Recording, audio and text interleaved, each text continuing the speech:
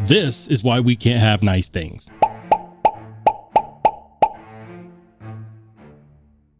I was really enjoying the Buck 791, the Range Elite, the top of the line new release from Buck Knives.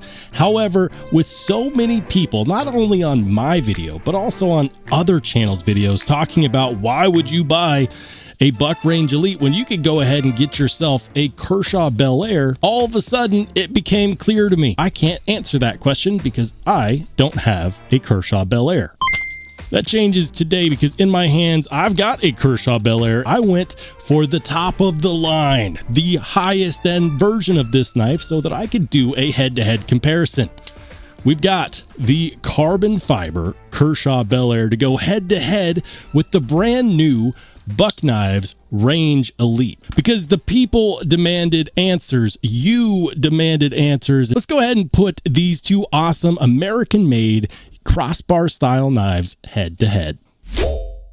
Hey, how's it going, everybody? If you're new here, welcome in, and if you've been here before, smash the like button on the way in. I'm Rollshambo, the connoisseur and collector of all things sharp and shiny, and today I'm excited because you asked for this. You asked me to compare the Buck Range Elite to the Kershaw Bel, and that was directly after I reviewed the Buck Range Elite. The problem is that I didn't have a Kershaw Bel. Well, problem solved. Here it is.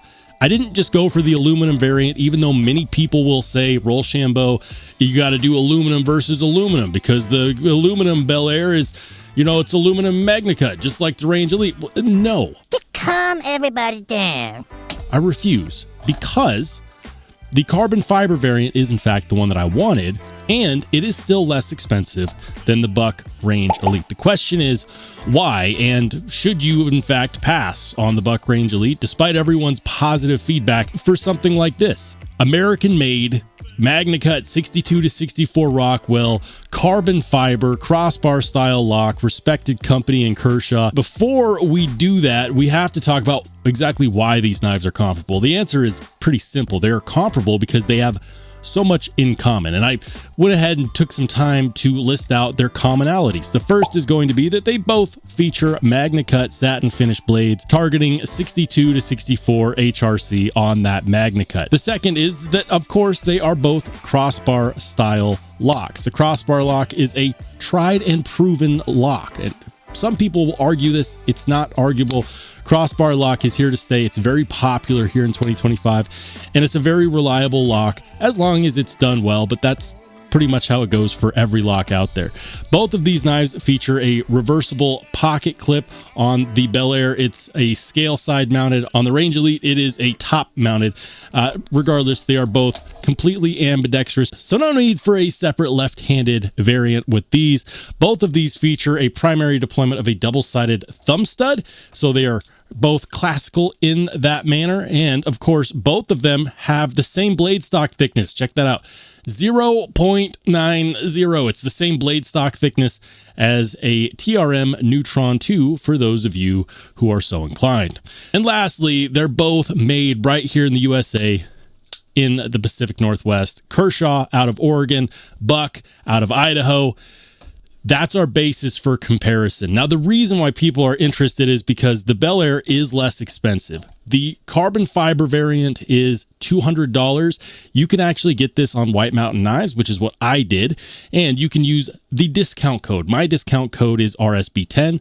So because White Mountain Knives doesn't charge for shipping, they don't charge for taxes, and you can use the discount code, you can get this for $180, which is ridiculous.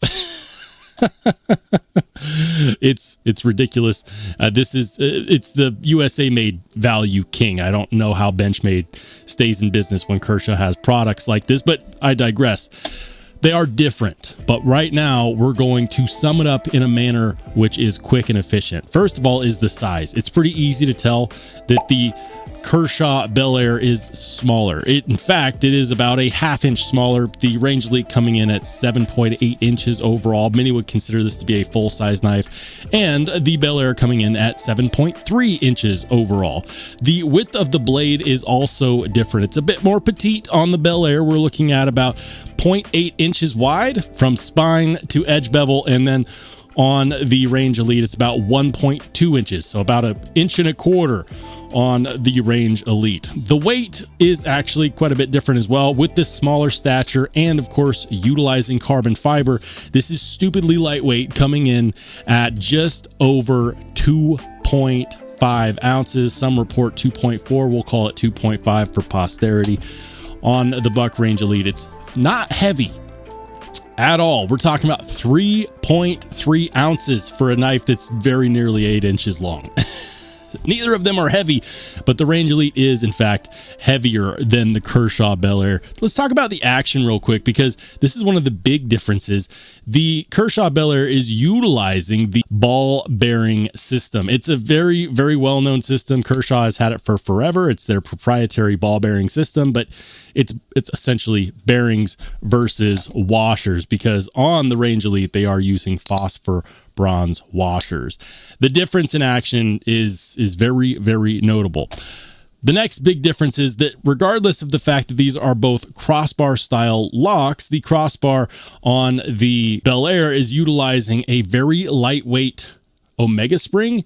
It is exceptionally lightweight. I can actuate this crossbar with one finger, no problem. A finger or a thumb, no problem. Super light.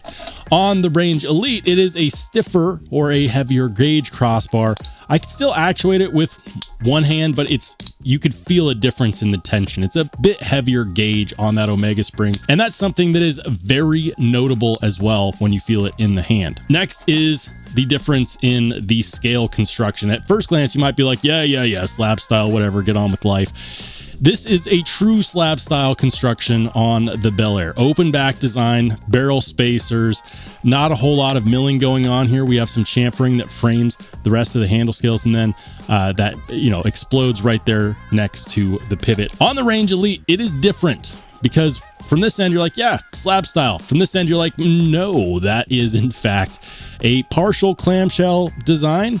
That's to say that they integrated a back spacer or a back strap, but instead of actually adding a third piece, they just milled the crap out of the aluminum so that it comes together in a sandwich, and it gives you the same thing you get out of a back spacer, but it's integrated. It's gorgeous. Look at that. Yeah, that's great. The steel liners that both of these have are also different. On the Bel, it's a full steel liner, and it shadow boxes the scales. On the Buck Range Elite, it is only a partial liner. Only the part that needs to be there is steel. Everything else is these aluminum handle scales, and that's kind of how they help keep the weight down. Those are the differences. Those are the similarities. The question remains, should you just go ahead and buy a Bel? The answer to that question is yes, because honestly, it's one of the best value buys that I've ever seen for an American-made knife, period.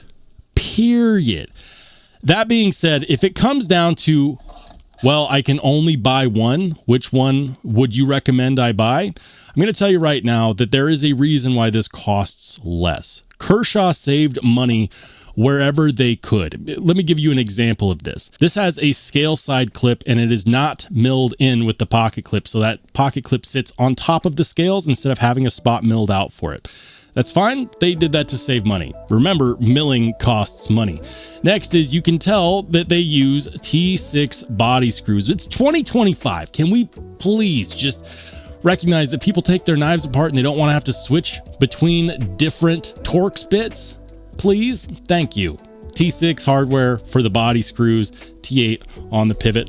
On the Buck Range Elite, it's utilizing a T10 pivot and T8 body screws. Yeah.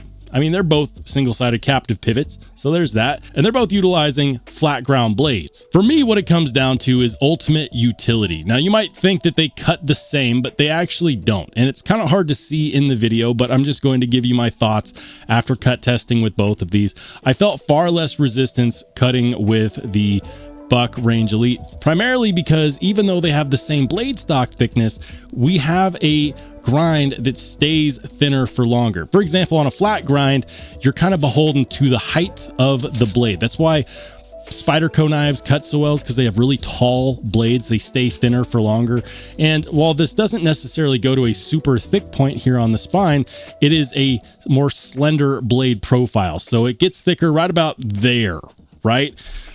On the Buck Range Elite, that flat grind is a saber grind, And the saber grind itself is about nearly the size of the full blade of the Kershaw Bel. That means that on here, it stays thinner for far longer. The thinner it is, the more slicey it's going to be. The easier it's going to pass through materials. That's not to say that the Bel doesn't pass through materials just fine, but it's just something that's worth noting is that the cutting geometry, the slicing geometry, is in fact superior on the Buck Range Elite. The next thing is that I actually do prefer the phosphor bronze washers. That is ridiculously smooth. I feel absolutely no grit. It's incredibly smooth. Buck's done a great job of polishing those phosphor bronze washers right out of the gates, and you can tell, stupidly smooth. And the thing about PB washers is they only get better over time. It's not that the Bel doesn't have smooth action, but you do feel the bearings riding along that satin ground blade. There is no detent ball to kind of get in the way of anything. It's all on the bearing and the pivot action. And while this is definitely quick, and it's quicker than the Buck Range Elite as far as deployment, it's not smoother. I'm at a point where I really do appreciate smooth, and I appreciate a good phosphor bronze action, especially when it means that the blade is drop shut like this. So yes, I would in fact pick a Buck Range Elite over a Kershaw Bel. That's mainly because Buck has done a great job of creating a knife that doesn't feel like it's basic. On the Bel, if you pay attention, there's a lot of basic stuff going on here. A lack of machining, a lack of milling. A lot of people that don't know any better will look at these two designs and say, well, you know, like you can get carbon fiber and MagnaCut for $200, and that's aluminum and MagnaCut for $220. Why not save $20 and get better materials? Because the cost of materials is not the biggest determining factor in the overall price. It's the cost of manufacturing, the machining, the labor that goes into it. And a lot more labor goes into this. It takes a lot more time and effort to mill out a clamshell design than it does to do a true slab style like this. But maybe you don't care about that. Okay, maybe you're saying, well, it's still expensive, $220 for aluminum and MagnaCut. Please, if that's you saying that, I want you to go and look at Benchmade's lineup right now. Find me a Benchmade with aluminum and a premium steel. When I say premium steel, I do not mean S30V. I'm talking S90V. I'm talking MagnaCut. I'm talking any steel that's not S30V from Benchmade with aluminum scales is going to cost you $300+, and people eat that up all day long. Damn! The truth is that both of these are good values, and you could 100% buy both of these for the same amount that you'd spend on that one singular Benchmade. Guys, let me know what your thoughts are on these two knives. Given your druthers, would you rather have a Kershaw Bel or would you rather have a Buck Range Elite?